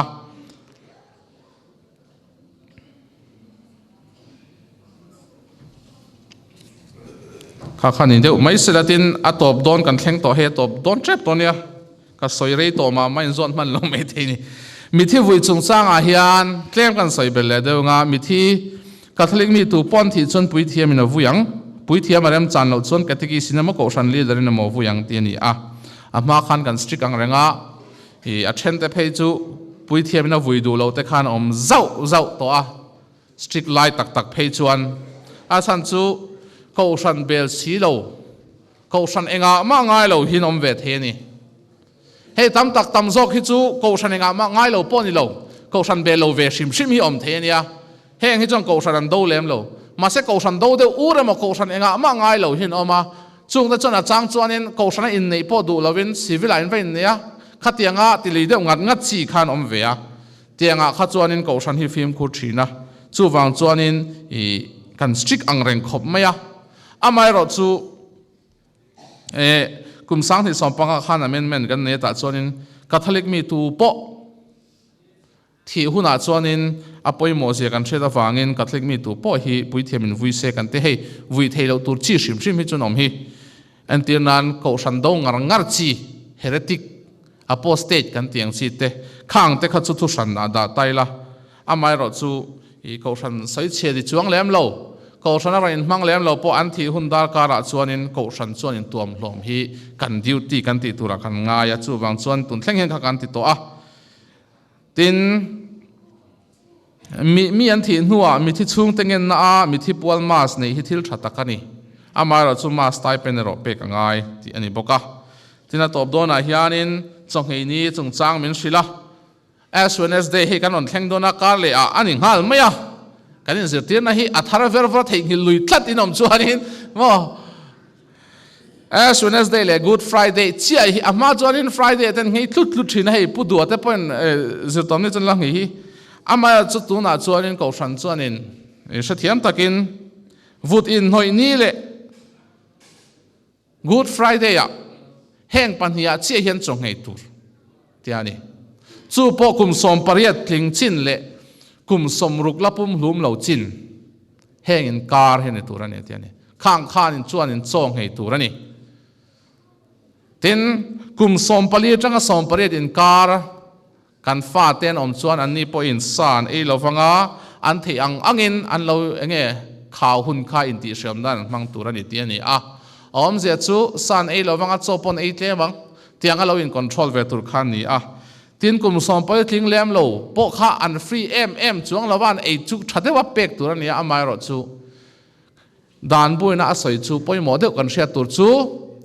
Good Friday chonghei Ash Wednesday chonghei poi mo zia ko thana ada poi mo zia enge poi mo na ti te kha kan sil siat ve chun cho kan ngei kha kan pong ngei ngot ani lova hi kan ngei chan chu tam taka chuanin pakhan na chuanin Isu Krista thina le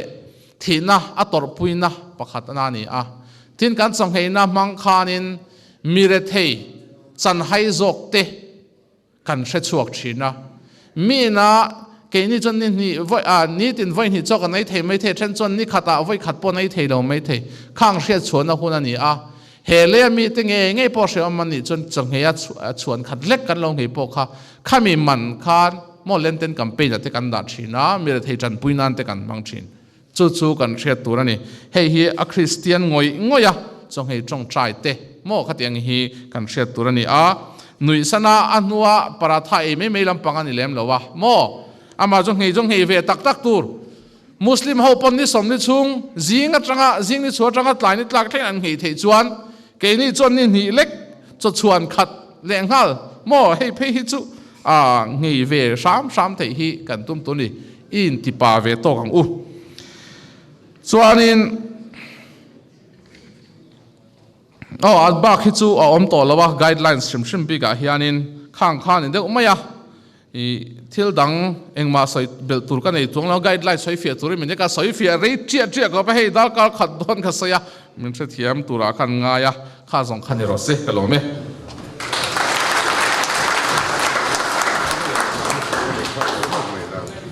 Ole Father kan lo hle mai hemi pastoral guideline chu engene seminar te ne na han tian ni lenga ti chi ni a amaro che tu na hian zan khathil thuwa tiang kharan ron soya a zona pola tamang amaro chu za na hian ti vek se na ni lova kan ma mo chu kan khavia win ka hria kha lo lang chiang leng ka hria tu na chuan Saint Mary's Jai Paul kan ko ve thung tonga hemi zo hianin chingchip kha report peturin atheng tu branch kha lo in ring hal sela Saint Mary's Jai zo hian ko non ngai lovin hela hian ron lon chho hal turin kan in som ni sela athange tuna Saint Mary's Jai Paul kain ring thei nga lem kain ring thei nga chon local nga sela athange kan hlaron sak tur hi Krista ta na palai ti ania kan hla thul khung kan te ve pu Francis amanga phua ania pathian ro puinan kanon sa ange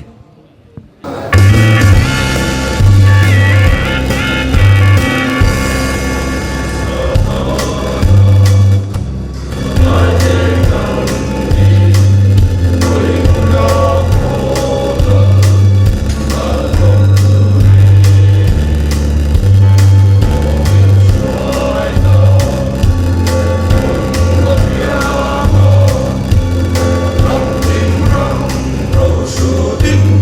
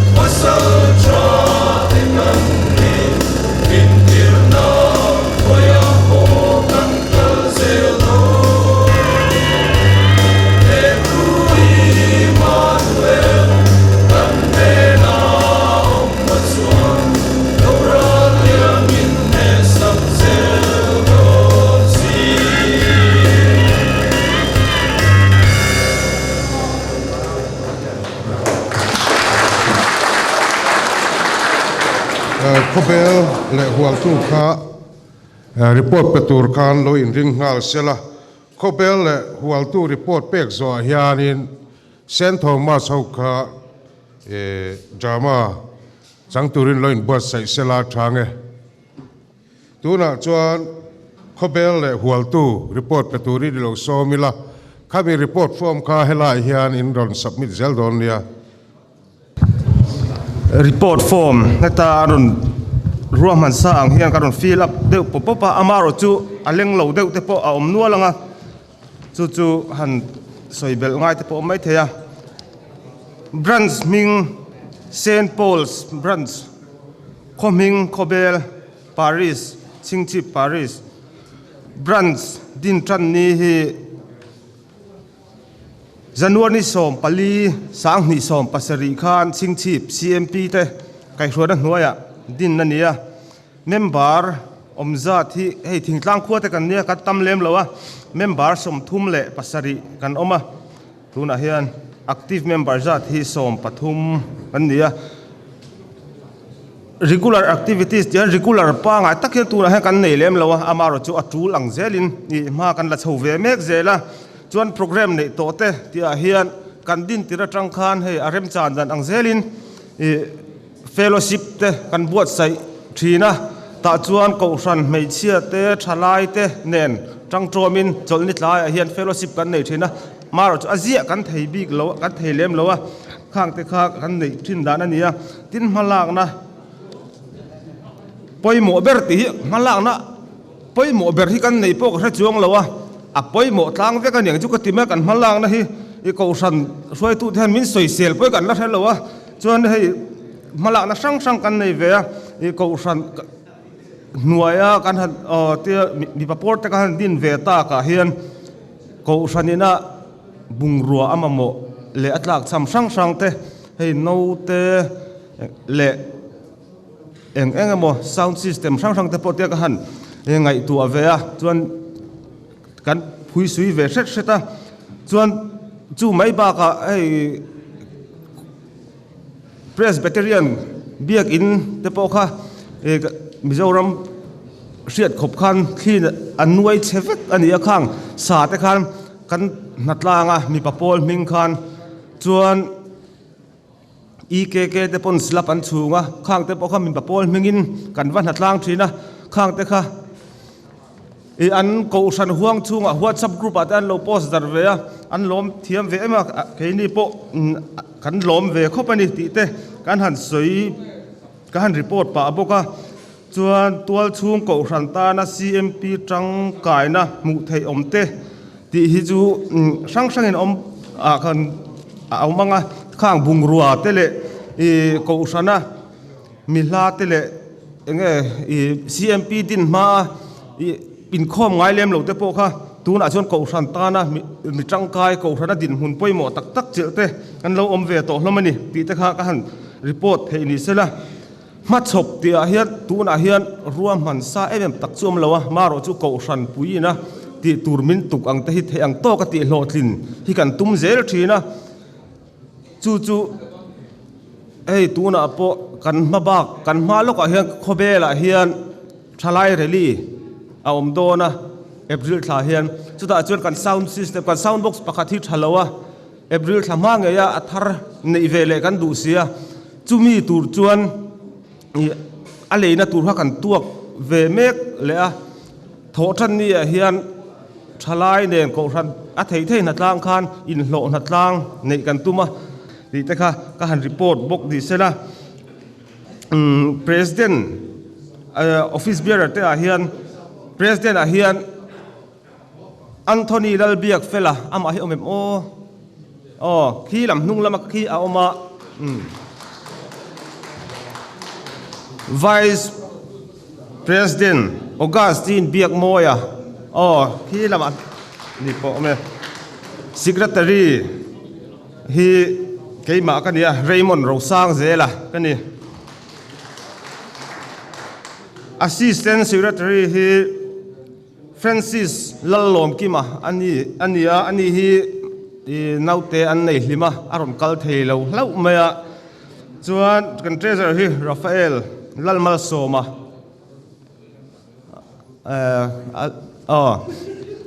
pon lama omania nge chuan kan finance secretary Felix Laram Liana ani po hi karma sa mai khan nau ten ne ya an la chang cheveng renga miron ho theilawa kha tum kumin chunga suai tu te nia chuan kan ma chop le thil tia hi ko sanina kan min ti tur min tuk ang hi thei ang to ka ti vezel kan tu mani ti kha kan report thei ni mai te se a kalome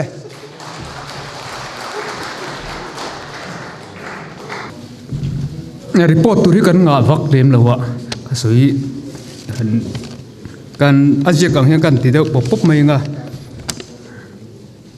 branch ming tia hian St Mary branch wal tu khoming wal tu Paris St Peter Paris chingchi branch din tran ni tia hian sam hi som pasari January ni sari ania member zata hian som ni kan in chiara active member a hian mi som kan hanin tia chuan activities regular neya thin a hian ko ran thil ti ni khwa patu vela kan ni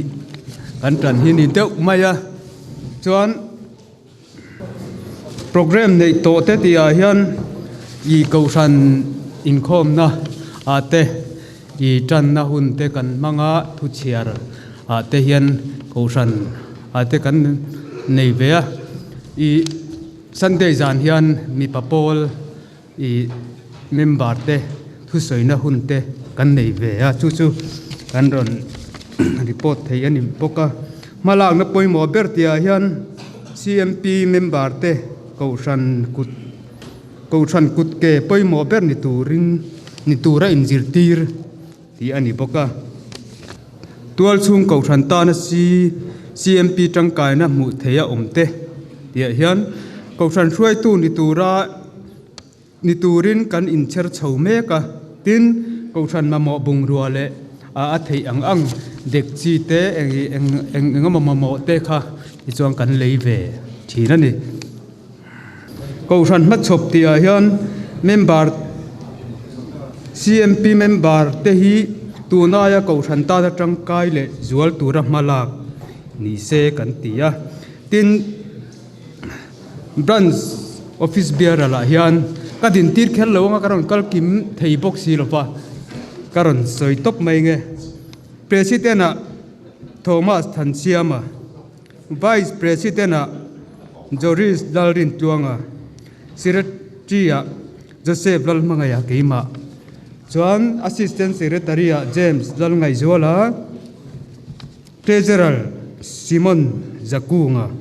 financial a Justin Zonun Moya hati zong khani me ya kan report thei chu a riana lo me te chuan St Thomas te an ron lut dona tuna report petu te kha in pani chunga khan lom thu kan soya St Thomas te ti zo hianin report book kha khum tung le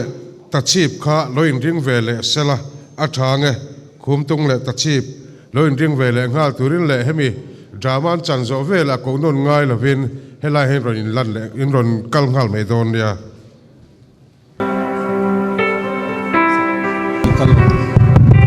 ha karo khom pui kalang hiang fa teu no teu chingchip khom pui kal vela zoram pum ka thik khom pui om dona kan chung ko han chim vela karo induem Sutia fatin nan du ta chuan kalila ni mero karo le karo motor hen chung ang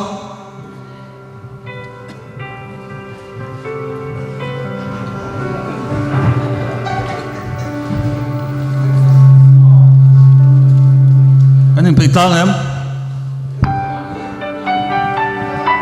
ngô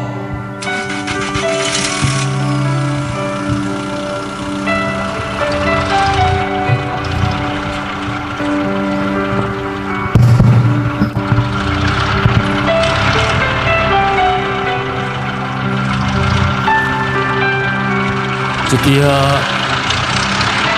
คงคุยกันตัวร้านขังไก่จวนรวมตะกี้นั่งจังเสียละวิริยะเห็นตัวตา ก็ว่าจะโซ่ที่ตลาดนี้บ่อยค่ะก็ที Zun ram thia ten du em an bil lo no วิชิโนละ em sang em kan da lok te na han zum ru la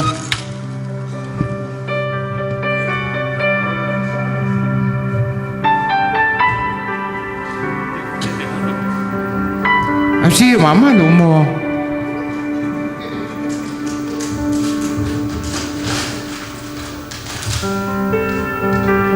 นี่รำไปเดี๋ยวจอส mama lo kal le to no kal le ngo lo ko lo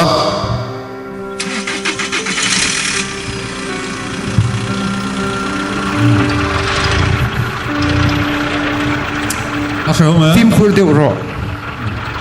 พูดยัง อันชัวเลยตาอันชัวกว่าจวนลิมตะกินมุตระอันชัวงะอเมริกาชัวไอ้ข้าก็ไม่เห็นมีแต่ชัวฮีแต่ทิกสกุลไอ้ที่ส่วนจันเดลวางอินอันป้าเปอร์เฟกต์ดิเพรสชันเตเนี่ยอเมริกาพอหันเอ็นอุลาอัตุบูชัวไอ้ข้าก็ตะกันดิอันตานี่ตรงใกล้สักงูอันกัลคงฮีอบุมบอกอังเรงะอัดสดเลอลทีนะอาจารย์เลยเวลามาเต้นโอนบุยดึงละมาเต้นโอนเลยเดียวทีนะจุดที่แรงจวนมาตอนจวงอ่ะเซลิงอันหลุดแข่งโดนเดี๋ยวไหมอ่ะ ก็เสียการสักชิดทีม จะก็มีโง่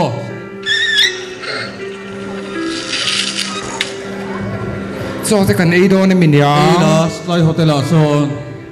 กรูช่วยเองกูกรูเลย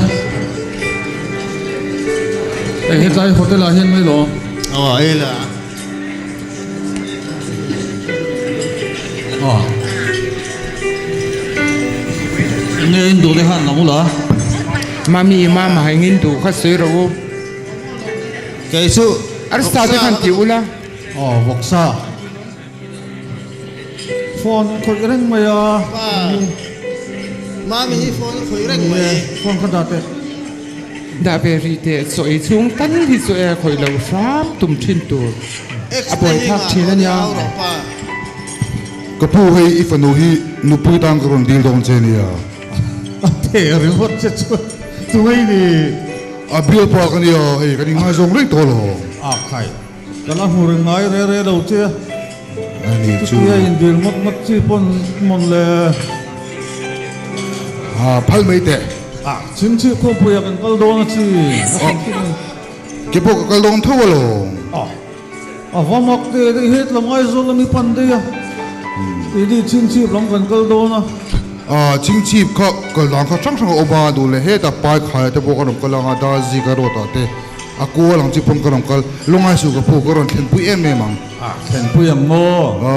ยังไงมามีไงดานอ่ะอันนี้ชวนนี่ดูเลยกัลปุยลานไม่ลง กันหล่อไหม I found the กินดอน love เข่งดอนเดียว นี่ก็จะรุ่นหวังเราตุ๊บไม่เคยจง darling just dive right in Darling, just dive right in. and follow my lead Follow my lead. I found a girl I found a girl, beautiful and sweet beautiful and โอ้ยกันเลยตัวไม่โดนมินยา กันเลยเหรอ นี่กันแข่งสายดูตัวของเงี้ย steering วงบกไมโครโฟนกันไงบกกันเลยง้อ อินไดตุ้มเวซ้ำชินรอ เลยกันเลยง้อกันเลยง้อ อ๋อกันหลังกงมันดวมเลยโดนเสียเราเนี่ยเราตายครับ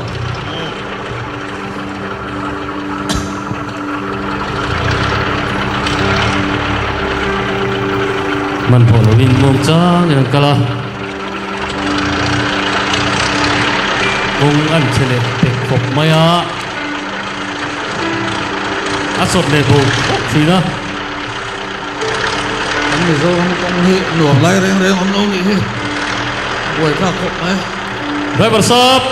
โอ้ย in communion, in communion,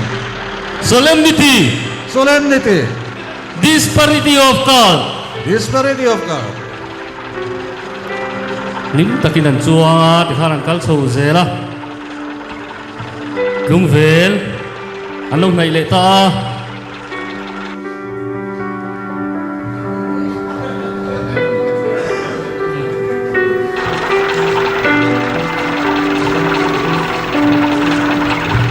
Thấy thua về thế lấy đuổi em nuôi. Má mà hiện nay thủ được mò hẳn. Thầy hai thế lấy là Dù lấy lan này. Duy được bên nó cần lại xe được con này. Lấy số.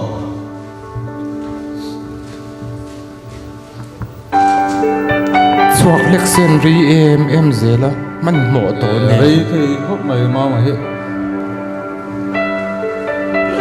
Xin về đâu xin tệ. Rồi đấy cái phim nó sao lo mình làm apa? Thầy mà thôi về rồi cái lan chú nó tiếng nghe. Tiếng thầy tiền turan thầy nè. Lung về center cho motor rui hun to là. Cái vật tất tiền u. Cái rèn này nó vào bồi Làm ăn la nia. In vuông thà là cái leng ô. Lên.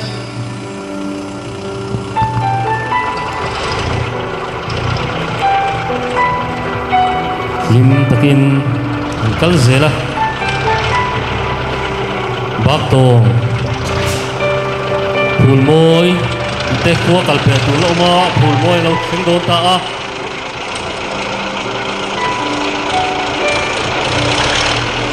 Cần tiếng cầu đón rồi, nó cao độ cần tiếng cầu đón rồi. Biết chơi được chứ. Anh nên nó mới cái buổi này, cái buổi khác nữa. Phul moi a chuan ting lo an tlan tanga. Bak tong khua an lo nai le ta a.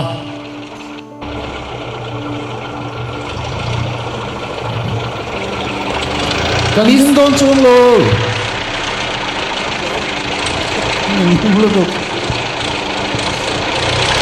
Mr. Hero ding lúc để xuất lại xong cả làm lúc tiếng. Ê thầy đứng lâu ang sắp lại thầy chú. Đã kể chưa đâu được. In thà rau chân đất mặc thuyền. Tàn ta.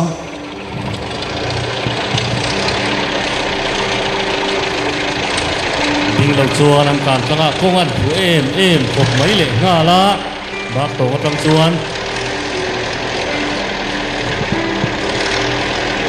an tlan zela. An tlan ni. An tlan zela bu kan kon an lo nai le ta.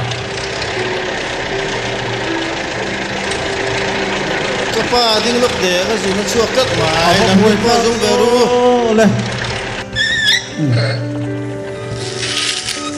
Lý rồi rồi cho hắn tàn sân đèn chơi xem. Số ta son có giống lúc để nâng ni qua giống về ru. Dùng son nữa mà attack chập bốc à. Ô, cái soi số là thiang lim cái tí na. Dùng mấy tệ. Lên. Cái lâu không cái. Đây lâu lắm.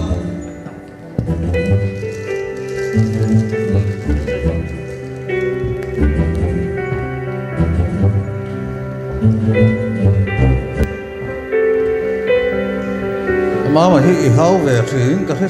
cái món lệ rong tì lệ số thì nhiều. Hắn cần sân mấy đôi nè mi. Vào đây ta về. Cái hiện tại tổ thâu rồng thiên đàn để bổ sung mấy Không phải cần năng hành luồng tì lâu mà. Lại ní hi anh nuông lâu chi nó tiếng. Cần mà yang ô. Lên. Rong thiên về tu rang ayam.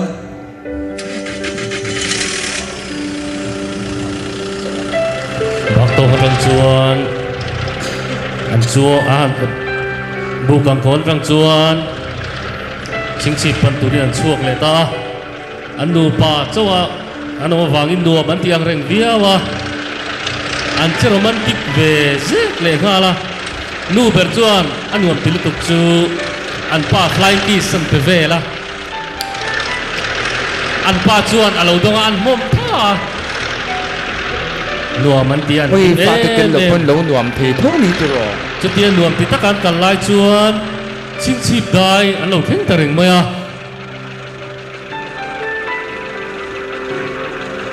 Ôi in khom puing han na tur chu kan pan ngal mei don lo mi pan tang ila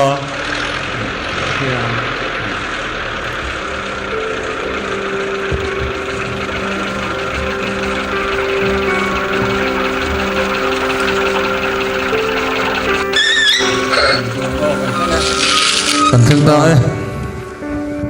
kro vai in report ve la ne ka lang miang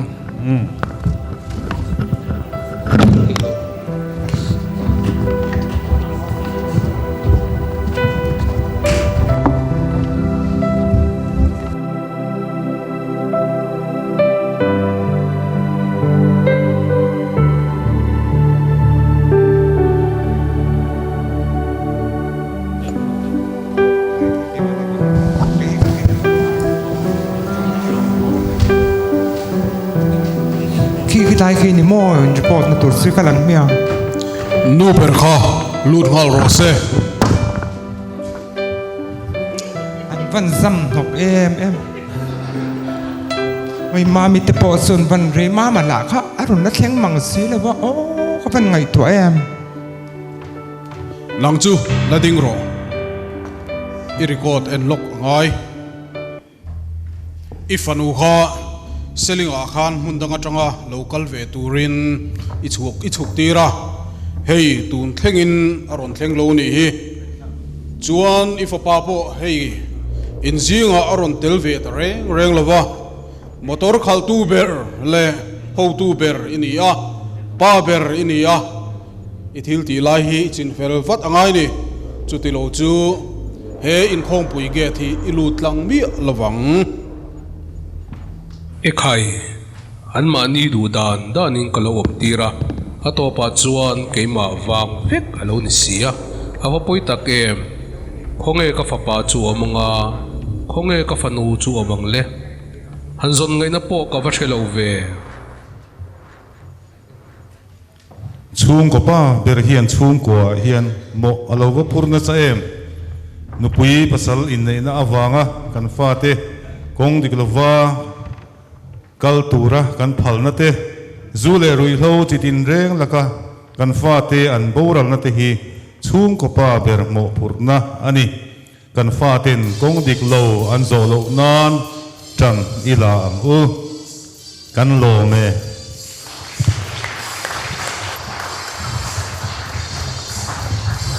ole keni hi ching chip CMP branch satangin ani a report for maron omang hiam kan pedeu mulmul mayanga branch ming catholic mi papol ching chip koming ching chip Paris Saint Peter Paris branch din tran ni ti a hiam ninga August sang ni le som paruk kha ani a chuan member om zat hi somsari pasari kan ni a active member kan anti a hiam active member hi inchir thiam har khop maya chuta chuan a om ang tok ni a kan an khriat a hian somlia hian kan hanin khai rol top maya chuan activities regular nei thim tia hiam keini CMP member CMP hian kan branch atang hiam in rinni in khoma hi mi papol te hian warle zokin inayang ti hi thupuya le malang na turatan kan neya chu in rinni in khom ko khan in khom zana hi warle zokin ma kanan la a lo ting viawin kan khria ani chuan program nei to te tia hiam kan program nei to te a hian hei keimani ya chuan substation krang hual tu te khobel te muntra a te hiam kan oma heng ang hi hunrem chang le an mani te ne na in beronin program te kan han nei pui thina khang ang chi te chuan keimani CMP a hiam CMP member te le an kopui te van duai na tok boral an lo om hiam cheng sang khatin in ra lang u ti hi malak na a kan neya heng te po hi member van doi te an lo om chuan kan kalpuya chuan han pek da na hi a poina an ron pek a hin pek thiam har ang ring khup maya kan in lo na le pol ang chi chu sum tel lo chuan a kal thei lo wang hiam bong tal te kong sir nim ba sam khotlang atanga in lo na ron om thei le mi mala atanga in lo na om thei om ang chi te dap te thir chia la khom ang chi a te khanin in lo thei na om ang anga kham kan han in lo pa boka tin platinum jubilee pola drama competition katrala oma kham kan zuk tel ve a khata kham van nei na alom man pui ang chi inti siang na alom man pui ang chi la lo ma ela base director te kan han nei te kha kan lom le ani chuam malang na poi mo ber ti a hiam keini CMP member hetilai kan chingchi branch tang chuam member hemi ko khan ngeng nai lo ang chi te kha eng tin nge an ron ngen na theyang ti ang chi khan thei to pin ma kan han chua khangang chi kha atang khan member tam tak te po hi nu nai te po nei ve in kan in khria ani tual chung ko khan ta na CMP tangkai na mu theya om te ti a hiam biak in thu theng ang chi kan siam ang ti kha kan activity sa chuan a poimo takani rual kham hei ko khana chuam mei chepol te thalai pol te an lo oma khangang khan kan thei ang angin kanin pui bo ma chuan ko khan po moi takin kan lan thei pha ani ti kha an soi be le du a chuan lo tlin na mu to te ti a khan hei CMP a chuam kan malak tum na bulpui bera chuan member la te nu khom na roi khom na ko khan lamatanga ko khana eng angin nge kanin nu khom mang ti akha kan thupu yani awang khan hebi a hiam kan CMP din tira tang hiam member tle ma ko khan lo ngai sak lo han ti do ni la tong kamoi lo ni lo se khang ang chi awang khan tu na po atira ngai sak lem lo CMP din to nu a ngai sakaron tui thar tu na chuan kan ko khan ku la ta ya tang ber ang chi te kha kan nei nual to ani ti kha kan report le du a chuan ma chhop ti a hiam khang CMP ina member la nu khom na ko khrana atho ang khan khabia khanin kha chak le zual zo ka kalpuya kha kan ma chopa chu ani chuan branch office bearer a hiam president a khan Jacob Lalrem sanga ani a kan in tin tir kher lo mayanga huna po rei lo nam vice president a hiam Jerome Lalchan hima secretary a hiam kei Robert Lalthan sanga kani a assistant secretary a hian Michael Zasanga treasurer a hian M Zangying lawa financial secretary a hiam Jezo Mangaya te ande kha ole kha kan report pek thei ni se kalombe nia report pek angai boxia pelo theidin huna kan ding boxi lawa ke hi khum tung Saint Margaret aloi kan nia khum tung chu helai mai chingchi patanga kem som pali som panga vel mai ania haya nia report thade udau kan ngai tha in fak om ka ti in om ka tia thanem ngai taka chan kan lak chho je ri poimo ka tia tin chu ti rualin keini branch tu da hian kei ma chia rong kal kania acha su ro kholna hi kan nei yap loma wang hian ka rong kal tam thei lawa chu ka rong report bok ni sila tin ka inform mai thei lawa charge po ka in lan mai thei lawa eng mo ne una wang hian tun chol ni khan charge ka in lan fela in khom pui chop chil to boxi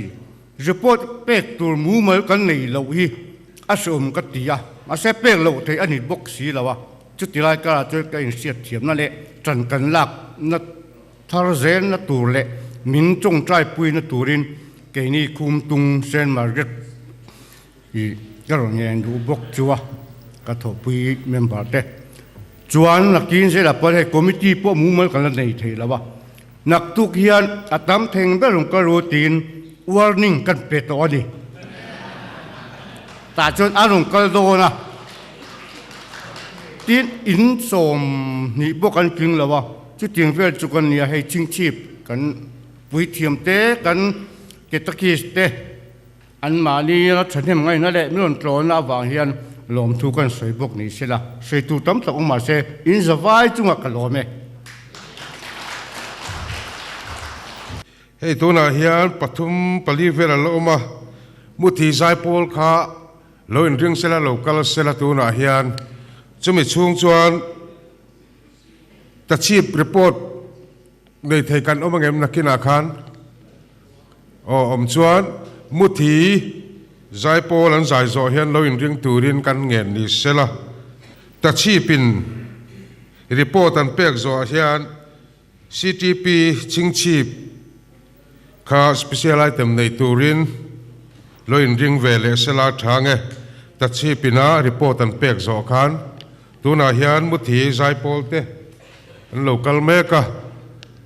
zai pol lam ka in pe to chuan muthi te ilo so mang Yeah.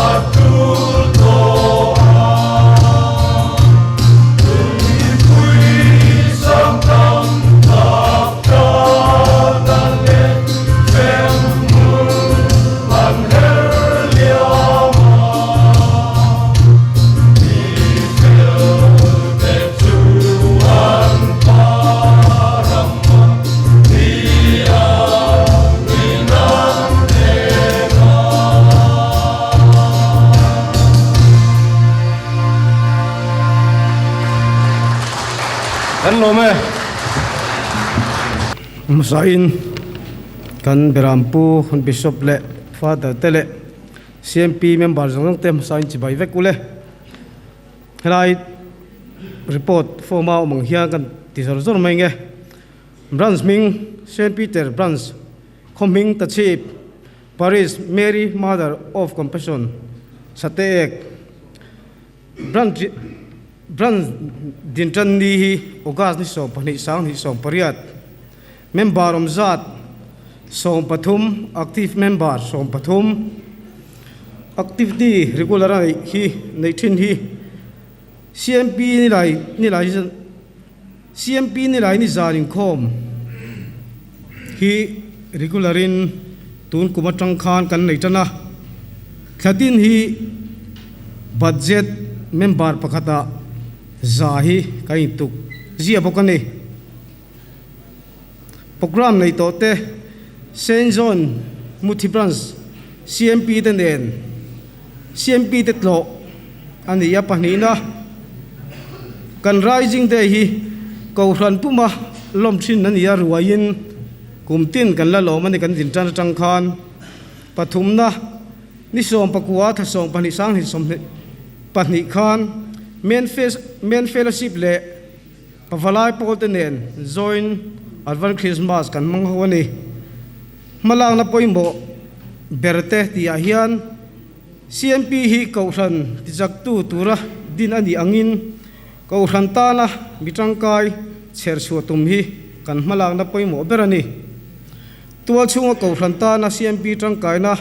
mu theyom te ti ahian ko ranin kum chan ve budget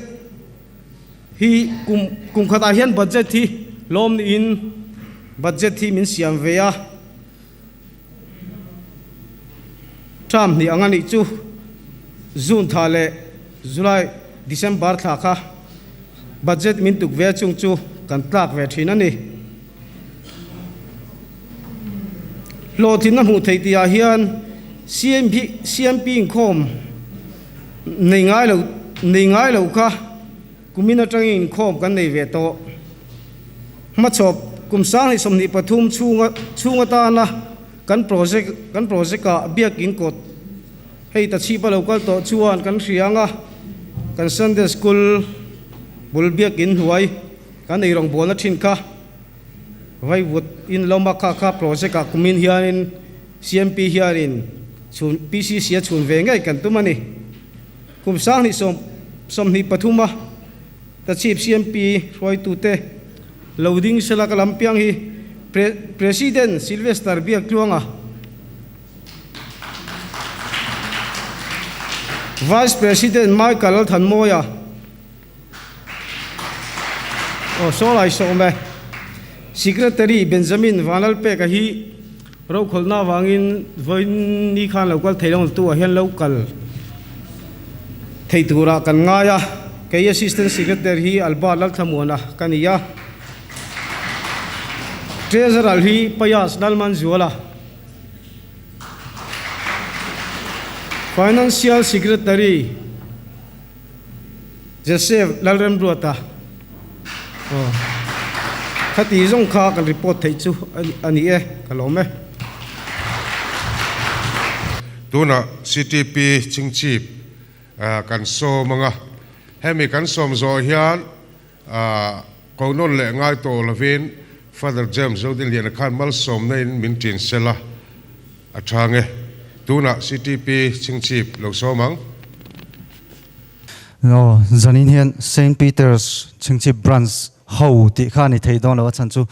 zaipol nei thei turang khan hun kan nei lawa zirna hun po kan nei law chu wang chun St Peter's chingchip branch ai oin kaloding dona zai thiam po kan lem lawa ma se zanina kalhar ron saktur hi ala thu te ngun thuk ta kamin lo ngai thlak saktur kron som je tuna lalpha athasiya ti hla kan ron sange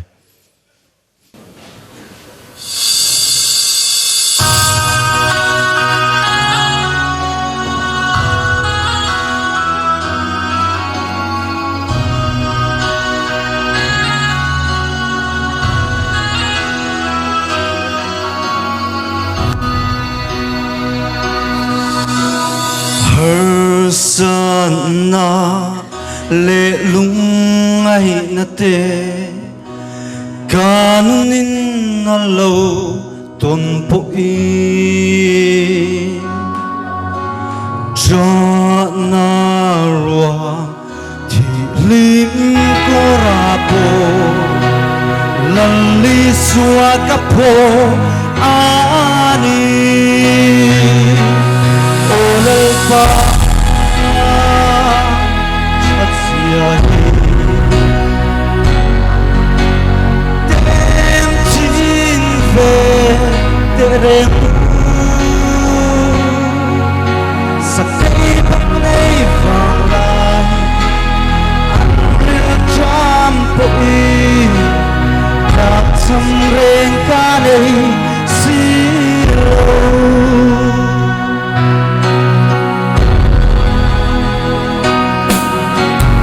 Lâm hoa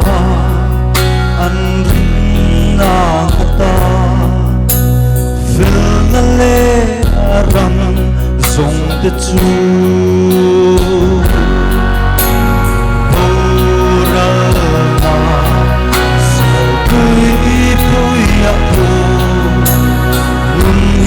Takinan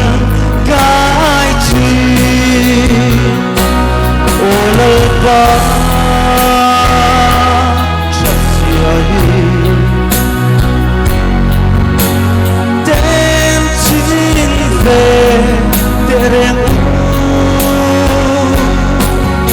sakai bang nei vang lai anil cham po i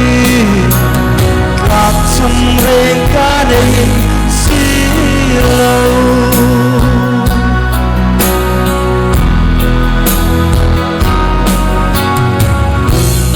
Châu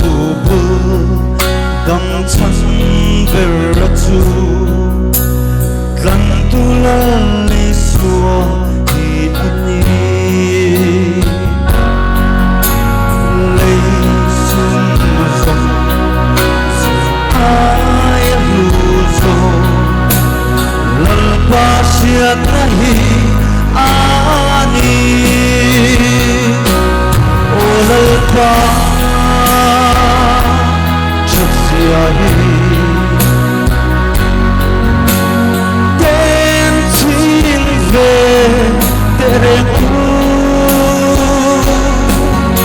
sakai bak nei vang lai Cham po i Các sông rên ca đây xí lâu Các sông rên ca đây xí lâu Lalparo Piberose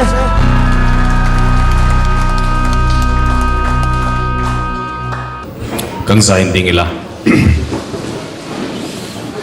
Pathian mal som na kan non zong zong alom thu kan soirualin